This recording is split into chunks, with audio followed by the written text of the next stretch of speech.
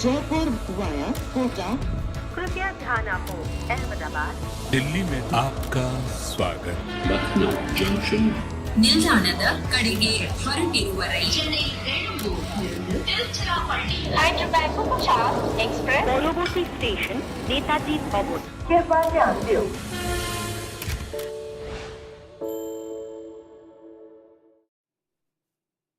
Not one, not two, not three, but 4 back-to-back last ball finishes. That's what we've had. My heart has been racing. I've had 4 sleepless nights.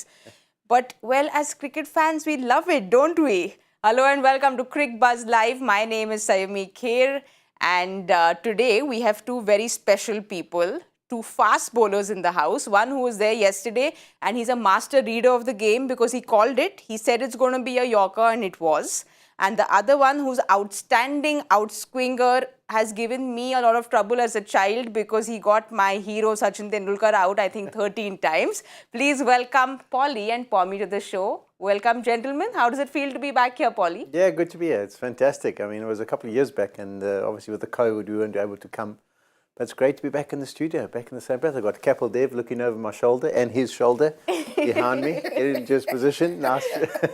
So a fellow all-rounder behind me, but yeah, happy to be back and be part of it. And as you say, it's been so exciting, even in the first 15 or 16 games. Kapil Paji is there, yeah. So I'm told you can do a Kapil Paji voice. I'm told you're very Me? good with your... I'm terrible. No, I can't do it. And I know others who can, but not me. I'm Okay, we've got yeah. GK downstairs. We'll make him do it later for us. I'll try, but not on the show. Won't try. I think you've been very liberal. She's been very liberal with the fast bowler and this. Nice. I told her yesterday. I think I like her. Here. You like Thank to be you, known as the Pommie. fast bowler. Yeah. No, but Take very- it and run. That's what it's like. But very honestly, as a child, I used to always say, oh no, please don't come to bowl when Sachin is bowling. Please don't do it. Was it 13? Am I correct? I don't know, Oh, it you could don't have been. I went all right, and I actually didn't know the stats, but on Twitter and all the social Yes. media, you do get them sent to you from time to time, and yeah, I seem to have caused him a few problems, and unfortunately, sorry. And Sayami a few Yeah, problems. Oh, not a few. I must have broken a few televisions. Thanks to Oh, Paul. goodness. I apologize for any damage I did. I'll pass it on to my parents because they had to pay for the television when I broke it.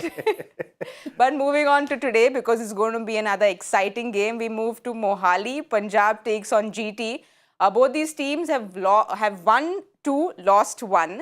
The last game, both of them have lost. Gujarat, of course, that nail-biter of a game, and with what Rinku did, we can't forget that game. But Punjab lost to Hyderabad. Shikhar was the lone warrior in that game. The mood in the camps is going to be good because, you know, Gujarat couldn't have done anything with that game. Yeah, I think Punjab will be more disappointed than Gujarat because Gujarat almost had won the game. I mean, the points were stolen away from them in that last minute. But Punjab will be disappointed in their performance and how easy, the Sunrisers were able to get over the line. But I think that the trend when I've worked in the IPL is, you can lose a game, but it's 2 in a row that is a problem. So they'll be wanting to bounce back because if you get onto a losing run, then you feel like, well, what have we got to do? Then you start panicking, selection changes. You've got owners, you've got everyone getting in your ear about what can we or can't we do. So they won't be too perturbed. They obviously would have liked to win, but they'll be both of them wanting to win this game because then that'll mean that they're back on the horse, whereas the other side will have 2 in a row. And I think it's something that all teams are trying to do is try and get on a consistent run with regard to selection, right? So when you find what your combination is, then you want to try and stick to that as much as is possible. Obviously, as we go around India, there may be scenarios where you might shift aside a little bit. So, for instance, if you're playing in Chennai and then the next game you're playing in Mumbai, it's not going to be the same sort of makeup of a side because you might go pace heavy one side and spin heavy another side. For obvious reasons, the pitch is going to be different. But essentially, you want a group, a 12, a 13, and one of the successful sides, Chennai, are known for that, for keeping a sort of particular set of players and going with those as much as they can, as much as is possible, barring injury. Well, the good news is that Hardik is back and Gujarat has won the toss. Hardik comes and he wins something. So he's won the toss right away. They've decided to bowl first. No surprise there again. Everyone wins the toss, decides to bowl first. Again, no surprise because everyone winning the toss is bowling first. Yeah, I think the modern era, they're all so comfortable about chasing everyone. You know, in the old days, you might have had 2 or 3 guys who maybe could do the job. Now everyone feels that whatever the score is, they'll chase it down. Obviously, good that he's back for them. I think they missed him in that last game. You know, Dhawan only had to bowl 1 or 2 overs in the matches before, but then had to have the responsibility of the full 4. So hopefully with him being back, he'll also be bowling again. And that kind of shifts the load and you have that extra spare option. So he's a big player. I wonder, and Shaun, I suppose this is a question to Shaun, in that if there's a big difference in a fast bowling captain and a spinning captain in terms of tactics and what might, do you know what I mean? Like I was thinking about that previous game and wondering, could it have been done different? As you say, Shaun, you know, should have, and on any other day you give a dial that over again, he probably wins it.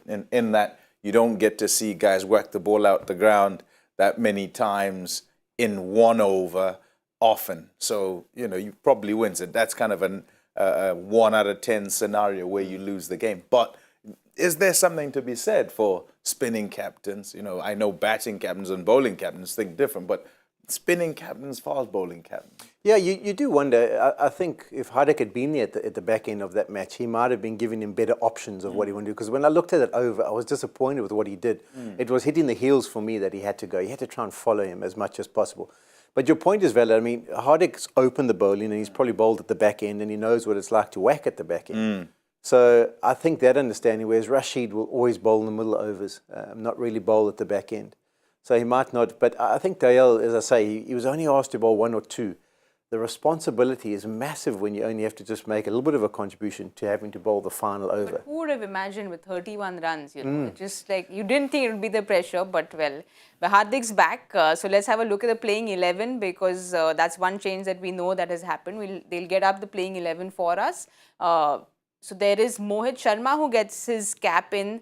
And Pommie chatted about this yesterday. You know, you all said you all would have backed a Yash Dayal because he needs that confidence after what happened. But Mohit Sharma comes in. Yeah, and remember what we said yesterday as well. It very much depends on the individual as well. So if you're looking in the eyes of an individual and you see that guy's gone, you know, then you've also got to take the option that says you've got to give him time to kind of go back, get over it somehow so that he can come back.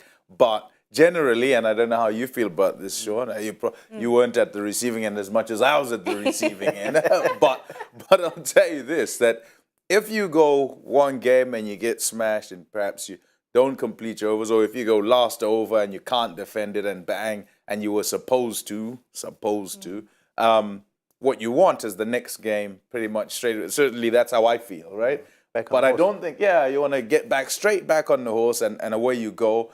And hopefully you don't fail again, right? Yeah. but that's what you want to do because you don't think out of 2, you don't think you'd go 2 for 2, get smashed, many runs to get. You want to play again and get some performance under your belt. So that's what you'd expect within a team context where there's a long tournament. You don't want to be carrying any of your guys. You want to be trying to get rid of the baggages as quickly as you can. And not baggage in terms of personnel, but in terms of personnel and what they carry in their own heads, right? Yeah. So what mental space is he in? And perhaps this is just to try and allow him time because he wants it rather than... The only thing I would add to that as well, it seemed like on social media and in a couple of comments, they were backing him. Yes. They wanted to be behind him. Vijay Shankar spoke about it. He said, we will back him. A lot of them said, we'll back him. And now comes down to election. You're out. So it's a double whammy for him. We'll probably know in a bit why that happened. I'm sure they will give us some reason. Let's quickly have a look at Punjab's playing 11 as well because a lot of chat over whether Livingston will come in or not. Unfortunately, he hasn't made it. He finally got those papers together and made it to India, but he's not made it to the 11. Rajapaksha is back in. Rabada gets a game and Rishi Dhawan is in. Yeah, I'm trying to go through who they've left out there. So this is their batting 11, right? Yes, batting 11. So they've Ellis. Yeah, Ellis, But he could come in. He'll be maybe as a sub, right? But as well, actually, he can't come in as a sub because 1, 2, 3, 4, right? They've got all 4 of their. Sikandar Raza is out because Yeah. Rajapaksa is in for Sikandar Raza. Yes. Yeah, so 1, 2, 3, Short 4. and Rajapaksa play. Yeah, so Short and Rajapaksa both will play, and so 4 means actually any sub's not going to be an international player. It's going to be an Indian player. But I like that Rabada and Arshdeep Singh are together. Shaun wasn't here, Harsha was here yesterday, and I was saying those are the couple of guys I'm looking at in that team that will and can make a difference for the Punjab Kings, just simply because they're outstanding bowlers. I think that Arshdeep has kind of found himself and is sort of grown and grown and grown, and now is 10 foot tall when it comes to the roles that he's had to play in an Indian shirt, because whether it's because of the injuries of Bumrah, whatever it is, whatever situation he's been in, he's come out trumps. And it's not as if it's been a surprise to all of us, because over the years we've watched him, and think back to when he was playing in this very side and was just being kept for bowling at the death, right? That's what he did generally. And people thought, he's good, he's got a good Yorker, and the 4 overs is what he'd do at the back end, and that was it. And then somewhere down the line went, why doesn't he start? And many went, why is he starting? And woo, swing. His power play records are phenomenal this season. Because he swings it, right?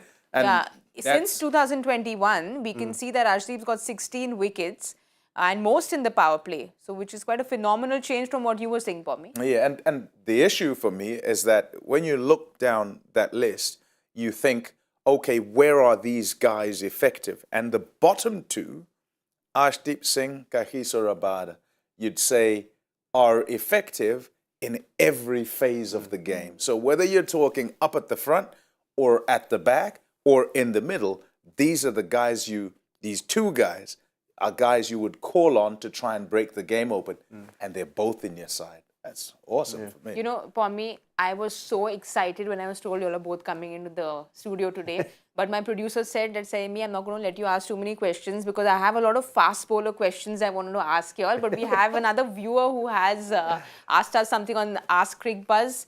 Burzan asks us, Gujarat Titans, Shami and Alzari or Punjab, Gujarat Titans, Shami and Alzari or Punjab's Arshdeep and Rabada, which pace duo does the Cricbuzz panel rate higher? So this is something which Burzan, thank you so much for asking this, because my producer said not too many questions. Our show will go on till half-time. But I was just really excited to have you all here. So if I can, you've spoken about Arshdeep, so let's continue with the Arshdeep Rabada a little bit. Both of them with their Yorkers, the opponent batsmen need to really guard their toes. And like you said, they've played in every, they play in every phase of the innings. I just wanted to understand from you all, because I love like geeky technical things. So when you bowl a Yorker, I'm told that you bowl it a little behind, the release is from a little behind. But is that something that you practice daily when you're trying to bowl a Yorker?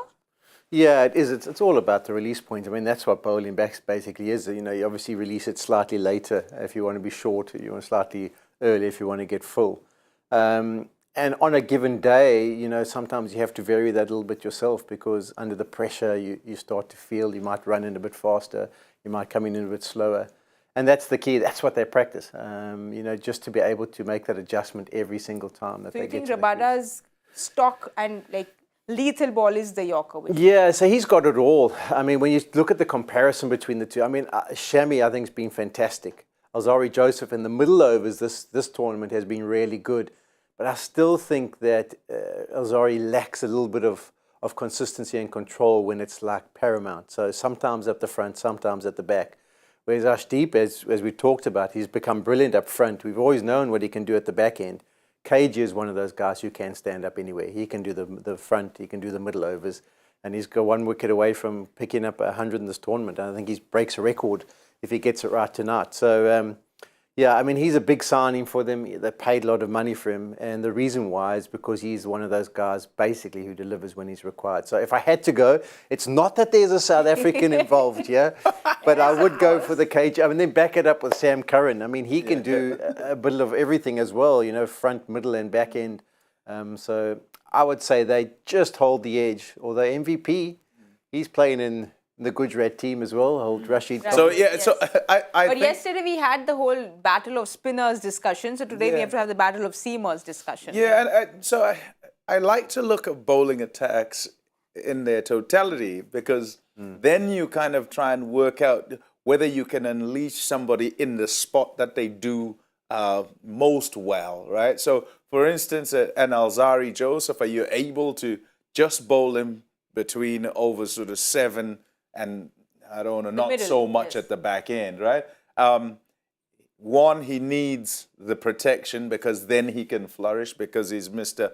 Pace. That's what he's got. And it seems he's bowling faster, actually, rather than kind of slowing down or whatever it is. And essentially, what you want is for him to operate with the protections that are possible. And if and when he does, then he's pretty good. Those are seriously good numbers. And those are seriously good names on the right-hand side as well that he's knocked over. Yeah, and so what happens if you just throw out a scenario is, if a team gets started, Gaikwad gets going, and those you decide to use in overs 1 to 6 can't deal with him, you've got a second line of attack. And the second line of attack has probably changed the pace, which is spin of Rashid Khan. If that doesn't work, you can then go to Alzari Joseph, and he can operate how he does. So I think the attacks are quite nicely put together. Yeah, and it's fantastic as a game, because we'll certainly be watching the tactical side of things and how they utilize all of these guys. As far as who has the edge, I don't know. I think I'm also leaning towards superstar Rabada and superstar to be Arshdeep Singh. But it's interesting, their lineup, they've gone and they've obviously feel the effect of that getting bowled out cheaply, because they've reinforced it with the international batters, haven't they? And I mean, I was looking at the bowling attack thinking Ellis was there as well. I mean, how good does that make it? But now they've taken him, right? He had that 4-wicket haul, and how much more can he do? I like the look of him. But as I say, I think they were a bit concerned about what was happening in the middle there. That's why Rajapaksa and Short play this match. And the thing about KG is basically you can rely on him for the 4 overs. So the fact that he comes in, there's a lot of guys there actually you can. And they've got a few other variations. So I still think even without Ellis that they've got the better. Okay, Burzin, I guess you've got your answer, because I was really wanting to ask these questions. I'll continue asking a little more seam-up position questions a little later, but thank you for getting this in, Burzin.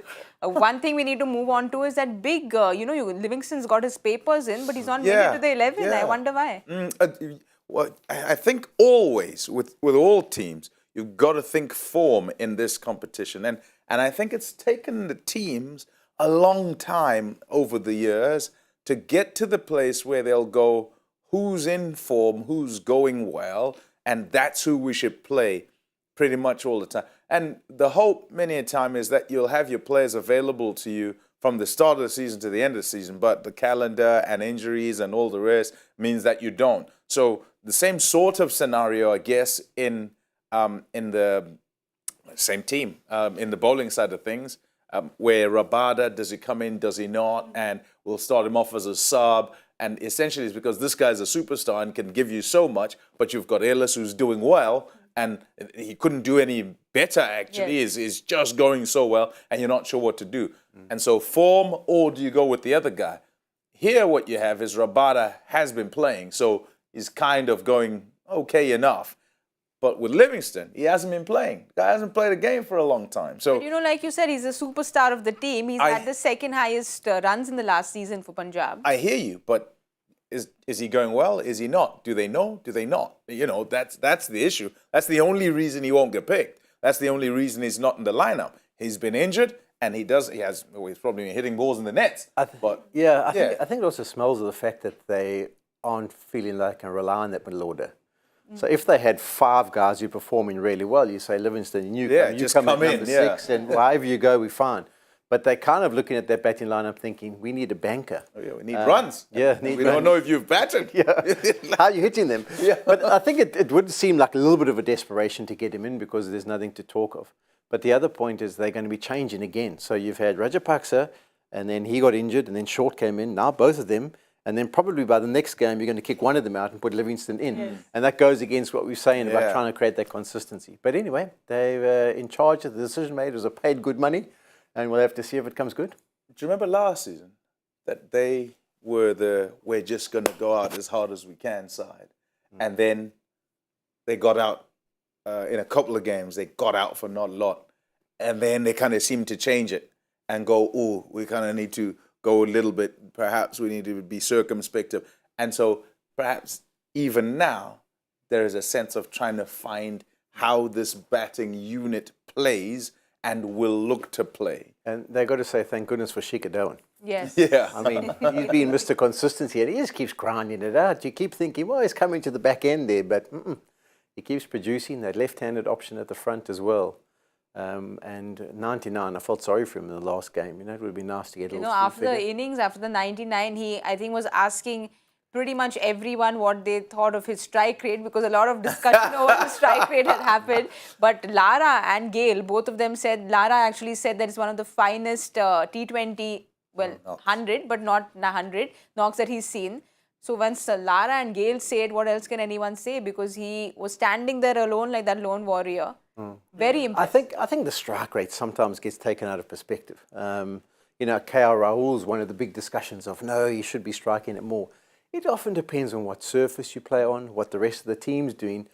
You know, strike rate on a good surface, if everything's going right, 100%. I want to see you up there nice and high. But in the context of what the job he does, I think he needs to be adaptable. Some days he needs to be sticking in and getting that 99. And then other days he might show a little bit more firepower. So I think people read too much into that. I think the role you play in the team has to adapt on the day.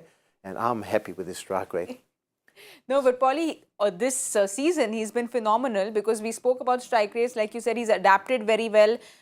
So we see 137 in his first game where he got 40 of 29. But later he's accelerated a lot with the 86 and the 99. So like you said, he's adapting very well. I don't really, personally, I don't have an issue with Shekhar and how he goes about it. And I'm with Shaun on, you know, what's the situation, how do things go. Even with guys who have quite high strike rates, and I know this might sound silly to say, but sometimes you can have guys with high strike rates who don't necessarily play the situation, right? And when they don't play the situation, in the times you need them, you could get out for 40 from 20, but they needed you to play 60 and get 60 from 50, and you end up losing the game, right? So his strike rate will remain quite high, but there's a game you're playing, and there's context to absolutely everything. So if in the context, you know, it's a good pitch and you're supposed to go that way, great. But in some other contexts, maybe you need to go that bit later. Maybe early on is when you're supposed to go, so that the work later is not as difficult. So all those things in trying to balance them is how you have to look at and try and scrutinize whoever's statistics that we're looking at, rather than to just kind of, with a great big blanket, say strike rates from here down are not good enough or whatever it is. It's got to be situational. Also, I mean, if we can get that graphic up again, hopefully they can produce it for us. When you get to 86 or you get to 99, invariably in the RPL match, your strike rate's fantastic. I mean, look at that, 153, 150. But he's been there and faced a many balls. When you get bowled out for 30 or 40, that's sometimes where your strike rate's a bit iffy. But if he's batting and he's got himself 88 or 86, 99, his strike rate's always going to be good, because by that stage he's picking bowlers off. And you can see, look at the difference there. No sixes, and then all of a sudden 3 and 5. Yeah, well, we just hope that Shekhar just continues playing the way he's playing, because clearly strike rate has been the flavor of the season. Everyone's talking a lot about strike rate. So Shekhar, just continue doing what you're doing. We're enjoying it. But, you know, Gujarat comes in and bowls first. But we have to talk about someone, it's kind of a homecoming for him, because David Miller, who plays for Gujarat, loves playing in Mohali. We know what he's done in Mohali. He is somebody who has gone out and publicly said that he started enjoying playing in the middle. He gets nervous, but he's enjoying the pressure now. So clearly he's taken up that responsibility. He's spoken about how GT has helped him become a better player. So David Miller and what we can expect from him today. Yeah, he's come of age, hasn't he? I mean, as South Africans, we sit and watch him in the commentary back home, and he really understands his game, and he doesn't panic anymore. I think he's got a control of his emotions. He knows exactly what to do. He's prepared to take it deep, much like what Dhoni does. You know, he's in that space. The funny thing about Punjab is they actually kind of lost the services of him because they made him captain. If you had said to us 5 years ago, 6 years ago, should you make David Miller captain, we would have always said no. And they went down that route, and that was when he's kind of spiraled off the edge and didn't perform as well for them. Now that he's got to Gujarat, I think it was a nice change for him, new environment, and I think he's pretty happy with what he's doing, and we love him the way he's playing. He's a real danger at the back end there, whether you're chasing or batting first. You know, Pommie, his father actually made a statement saying that he's technically made some change, but no expert has been able to find the change. I was very curious because no one's really spoken about this, and it's quite a statement his father's made. I'll talk to you about the change afterwards. We don't have any footage to show it, but it's a good change. And then I saw the build-up today. They were showing footage of him, and I hope he doesn't change what he's doing. He's been so good. He keeps his bat nice and low, nice and deep in the hands. What he used to do is, as the bowler came up, he used to get his hands lunging forward and then have to take it back and hit. Now, like Chris Gayle does, he sets early. And that's why feels like he's got so much more time. So that's the technical change that we've seen. I've tried to promote that with him when I've had my chats in the middle. You know, as commentators, we go down onto the field and we have a chat and say, well, why don't you just do this? We try and hope that it gets through to him. And it has. So what a footage I saw of him early warming up and having throwdowns, I hope he doesn't go away from what he's been doing has been so successful for him. Well, everyone has been listening to Cricbuzz because Rohit listened to us when we were saying that, you know, Mumbai is not in great shape. He came and won. Yesterday we spoke about someone, they listened to us, so I'm sure that Miller is listening to you with wide ears. Hopefully not right now, because he's got to play. But there's something to be said for the mental state of a guy. And yes, it's a homecoming. And yes, he made his name playing for Punjab. And, you know, sometimes also you kind of go, you invested so much in a guy, and to then see him turn up somewhere else and do well must be quite tough, you know, for the Punjab Kings. But I think the change in scenery was actually needed at the time because the expectation kind of became too much. And if we go back actually to when Miller was there, it wasn't so much that there was this whole team built that would then kind of be able to smash guys all over the place. It almost game after game when he was skipper kind of rested on him. It was like, okay, you smash it, you know, you're really good at smashing out the park and all of that.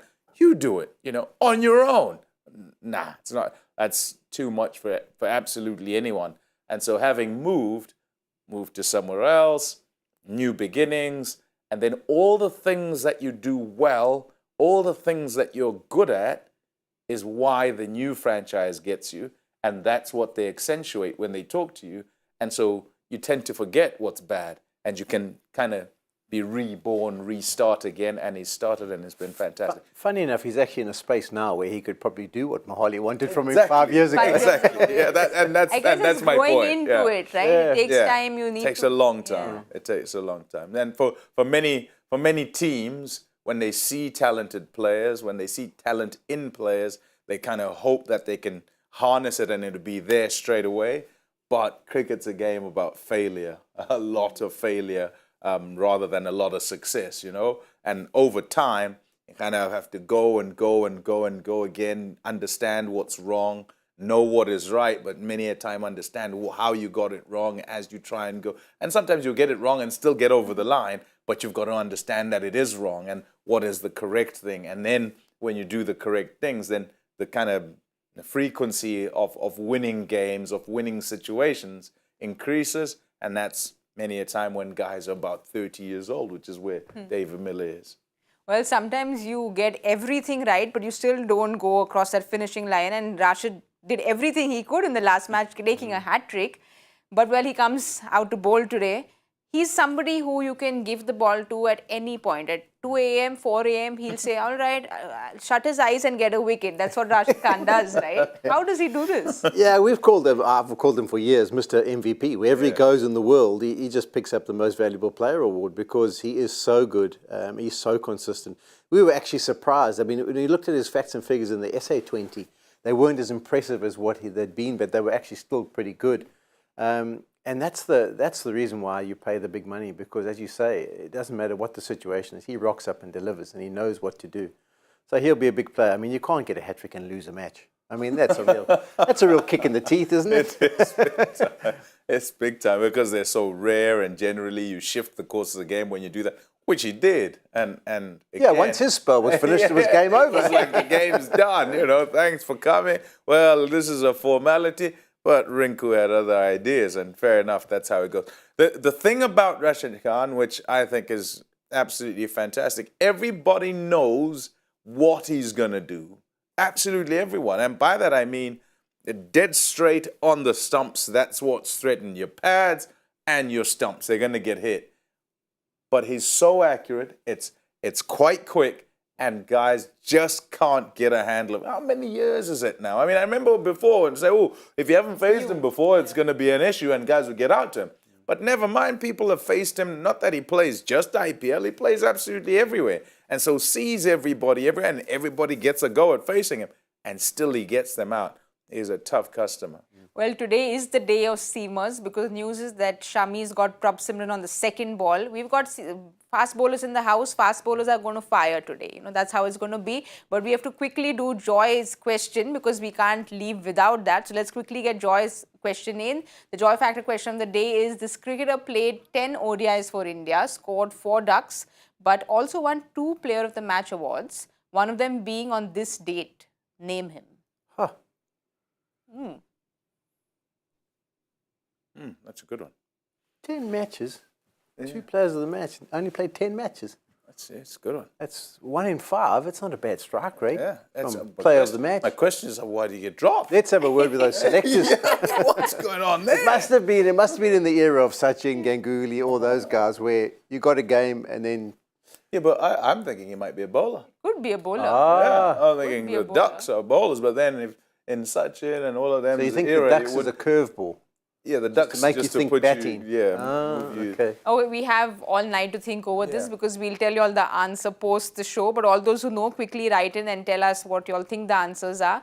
We need to get to our other game, which Pommie was pretty much on track yesterday. Let's see if Polly joins in as well. So pretty much, I think you got to say I got it right. You got it? Yeah, I won. Give me Doesn't happen very often with Paul. Give him his juice. sledge straight away. See, we take the prediction game very seriously here. Harsha was trying to do sledge. Pommie yesterday. Now Polly, the nice, kind man, is trying to sledge. Last time I was in the studio, we used to have a special seat. Yes, the couch for the winner. Where is it? Oh, they're mine right now. Never. Gone. Okay, guys, at Cricbuzz, where is the seat? That's why probably I'm not winning either, It's probably the seat. Could be. Yeah, let's quickly get the predictions in. Mr. Well done, won the last one. Give it to us. Oh, you want me to go first? Okay. I'm going to go with a total of 189. 177. I'm stuck in the middle now. I'm going to go with 181. So there's 189, 177 and 181. We'll wait and watch. I've still not gotten lucky. It's my 7th day today. I've still not even got it right once. I really hope today is the day. That's all for now. Don't forget to join us at the 10 over point at the Cricbuzz Combox. We'll see you soon. Jaipur via Kota. कृपया ध्यान आपको अहमदाबाद दिल्ली में आपका स्वागत ನಿಲ್ದಾಣದ ಕಡೆಗೆ ಹೊರಟಿರುವರೈ Chennai Tiruchirappalli Hyderabad Superfast Express পরবর্তী স্টেশন নেতাজি ভবন। कृपया ध्यान दो